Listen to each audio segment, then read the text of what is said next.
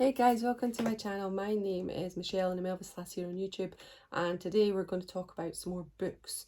Now, I got loads of books up on my cabinet there and I thought I would just go through some of them. So we went through Elvis Presley's Graceland, Elvis the Final Curtain, and now we're going to have a look at some of my Elvis Files books. Now, I have loads of these. I have the set, but only 5 up on here.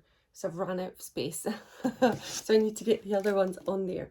But yeah, the Elvis Files look like this. Now, I would suggest if you can buy these, buy them. That's my recommendation. For the other things like the Elvis Presley's Graceland and 77, that's things if you fancy them. These, you should buy them. Now, I buy one a year for my husband. It's taken us a while to buy them. We don't have the money to go and buy these just whenever you feel like it. They're about £70. And I think tenner for postage or something like that. I can't remember, but I've bought my husband one every single year, which technically I can use as well. So it's great when you've got an Elvis fan as a husband, because you buy them a Christmas present and it becomes your present too, which is kind of good, kind of weird. So yeah, I absolutely love these. Now these go from like 53 to 56, and then you've got volume 2, which is 57 to 59, 60 to 64, 65 to 68, 69 to 78, and as you can see it goes up the way. So the other 2 are the 70s ones that I've not got here just now. I will try and show them to you. But yeah, we'll look at one of them, which is the first one here, and it gives you a feel of what the rest are like. And if you want to have a look at every single one, then just let me know and I can do it. But if not, this just gives you a general overview by looking at this. Now, first of all, the cover is brilliant. The back is like so.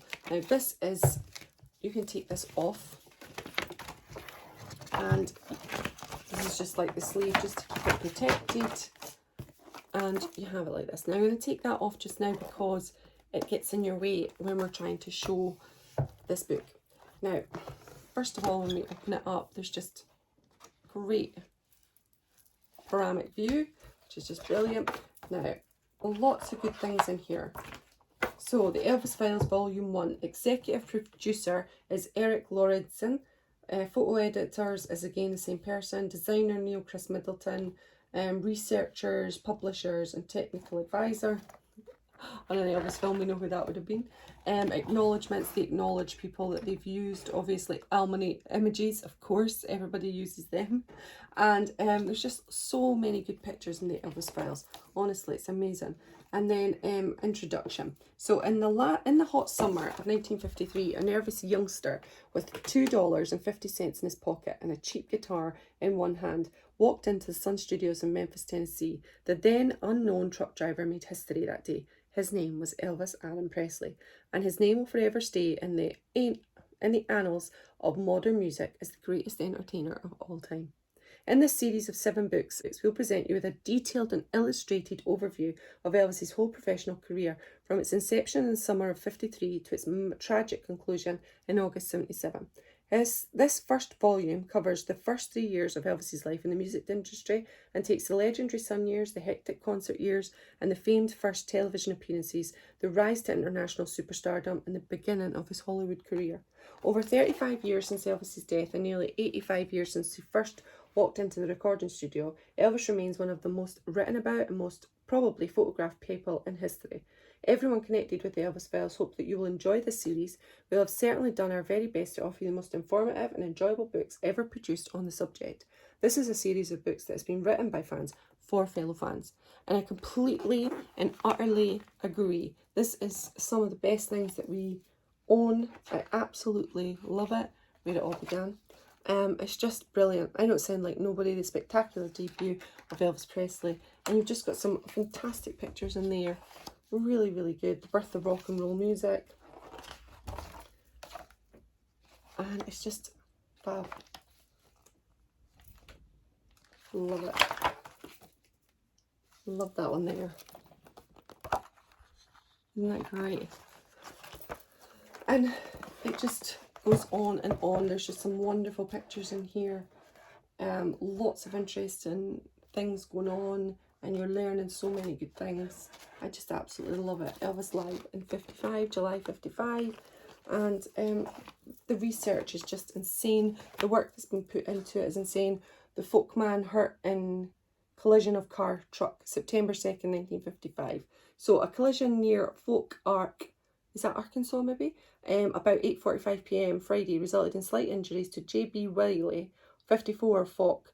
Wiley was treated for lacerations at St. Michael's Hospital. According to Arkansas State Police, a car driven by Scotty Williams, a steel guitar player in Elvis Presley's band, hit Wiley's pickup truck about 1 mile north of Folk as the truck was preparing to make a left turn. The truck was knocked several feet by the impact. Both vehicles were heavily damaged. The car driven by Williams was owned by Presley. Officers said the car was in a passing position at the time of the incident. Presley and Williams were travelling to Texarkana to appear at the Municipal Auditorium. But look at the pictures there of Elvis in that shirt. They are so cool, aren't they? So yeah, loads of little information like that happened on September 2nd, 1955. I just think it's so good. So yeah, Teenage Elvis Presley here Saturday, April 20th, 1956. And that's in the Northside Convention Centre, Fort Worth in Texas. Okay, so there's just so much, it's hard to show. Oh, there's where Elvis, Natalie, Nick and Dewey Phillips, October 31st, 1956. Natalie arrived for her Memphis visit on Halloween night. She flew in under an assumed name, but she was promptly recognised by the youngsters. Elvis and Nick picked her up at the airport and showed her the sights, then took her back to the house where Elvis promised the fans they would come out again in half an hour to talk and sign autographs. After supper, they drove around town some more and got some ice cream cones. Their sightseeing concluded about 11:30 p.m. at the Chiska Hotel with an impromptu interview on the Dewey Phillips Red Hot and Blue show. By the time they came out, hundreds of fans had collected in the street and they were barely able to recapture the white Lincoln. Later on, they went to Lowe's State for the last showing of The Best Things in Life Are Free. And you get lots of pictures with it. It's just really good. $1 Million Quartet, December 4th, 1956, Sun Studios, Memphis, Tennessee. And this was written by Bob Johnson at the Memphis Press Scimitar, December 15th, 1956. So they do a write-up. Like, I never had a better time than yesterday afternoon when I dropped in at Sam Phillips' Sun Record, Bedlam on Union at Marshall. It was what you might call a barrel house of fun. Carl Perkins was in the recording session and he was one that's going to hit as hard as blue suede shoes. We're trying to arrange an advance edition for you Memphis fans before the song's released in January. Johnny Cash dropped in, Jerry Lee Lewis was there too, and then Elvis stopped by. Elvis headed for the piano and started to play Fats Domino on Blueberry Hill. The joint was really rocking before they got through. So isn't that brilliant? There's loads, just loads in them. So yeah, it keeps on going. It's the gift that keeps on giving. So yeah, that is just book 1. Volume 1. Can you believe it? So I just absolutely love these books. I think they are wonderful. The pictures are amazing. They are an amazing set to have. They are on the pricey side, but I don't think so. I think they're worth every single penny. Elvis Files also does an Elvis Files magazine, which we want to get, but it's just so much to collect to have the whole set because there's been so many. So that's why we've put off doing it just yet. We have to wait till the kids are a little older for that. But yeah, if you can buy these, if you have them, what do you think? Do you look at them regularly like we do? I'm forever taking out this book or one of the other books and just having a good old look through, having a look at the pictures. Oh, I just absolutely love them. I think they're brilliant. Excuse my coffee drinking, it's morning time, so I'm getting ready before I go to my mum's. I care for my mum, so I do breakfast and lunch, but today the befriender's there, so I get the morning off. So with my morning off, I thought, what should I do? Let's do some filming for Elvis. So yeah, what do you think? What are your thoughts? If you have them, like what I just asked you then, do you look at them regularly? So yeah, what do you think of the Elvis Files? Let me know all your thoughts, and take care of yourself and have a fantastic day, whatever you're doing. I hope it's filled with lots of Elvis and lots of fun. Alright, so I'll see you very, very soon. Take care, everyone. Bye.